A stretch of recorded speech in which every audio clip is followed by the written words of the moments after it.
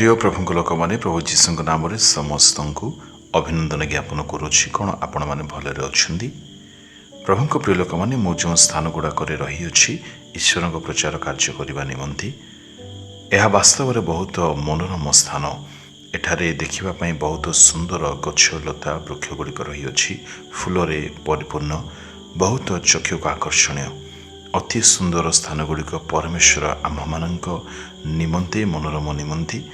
आम मान शांति आनंद देवा निमंते से प्रस्तुत कर सृष्टि वास्तव में अनोखा अद्भुत अटे। तेरे प्रश्न हो समस्त विषय जहाँ मैंने देखु आनंदित हो नष्ट हेबना कि जहाँ कि आम मैंने देखु ता नष्ट हो द्वितीय कोरिन्थ 4 अध्यायर 18 पदरे यह मैंने पढ़ुछु कारण अदृश्य विषय क्षणकाल स्थायी किंतु अदृश्य विषय अनंत काल स्थायी अस्थायी बोली कहिबार अर्थ से समस्त विषय जहाँ सबू अनंत काल निमंते रहिबो नाही अर्थात से समस्त विषय जहाँकि अस्थायी अटे से सबू नष्ट हो जिवार विषय एणु प्रभुंक लोक माने आमे माने समय थाउ थाउ एही वाक्य को बुझिबा दरकार पुणी आपणार मन आपणार जीवन आपणार लक्ष्य को अस्थायी विषय रे बा अस्थायी जगत रे आमे माने न दे जहाँकि अनंत काल स्थायी अटे जहाँ केबे शेष हेब ना एपरी विषय रे एथिपाई पाउल आम मान को कहउछन्ती ऊर्ध्वस्त विषय रे आपणार मन को आपण माने दियंतु मन को आपण माने लगांतु जहाँ सब कि ऊर्ध्वस्त विषय गुड़िक अर्थात अनंत काल स्थायी अटे ताहा केबे मध्य शेष हेब नाही आम मानक पिता परमेश्वर जे कि अनंत कालीन पिता अटंती से केबे मध्य शेष हेब नाही हेबे नाही एथिपाई आमे माने जगत रे रहिबा सत्वे हे कौनसी जगत जागतिकता आम मानक ठारे देखा न जाऊ बा जगतर कौनसी विषय प्रति आम मानक ठारे कौनसी प्रकार आसक्ति भाव न रहिबा दरकार जेतु जगतर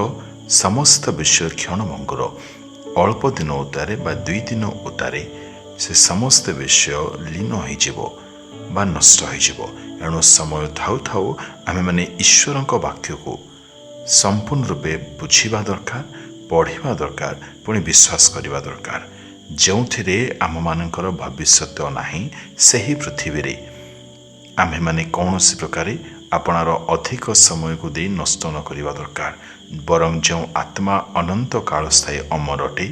सही आत्मा जेपरि आम मानक शरीर जीवा उतारे ताहा प्रभु जीशुंक सहित रही पारिबो एणु से आत्मिक जीवन निमंते आमे माने यथेष्ट यत्नवान होई रहिबा आवश्यक रही तेबे प्रभुंक प्रिय लोक माने आसंतु आमे माने अपना जीवन को परीक्षा करिबा आमे माने कोन आत्मा निमंते जीवन अतिबाहित करूछु बा शरीर निमंते जगत रे ही मन को देइछु जदि आमे माने ठीक अवस्था ना हो तेबे आमे माने पापरु फेरिबा पुणी ईश्वरक वाक्य को विश्वास करिबा अपना जीवन रे आमे माने आत्मार सुरक्षा निमंते अनंत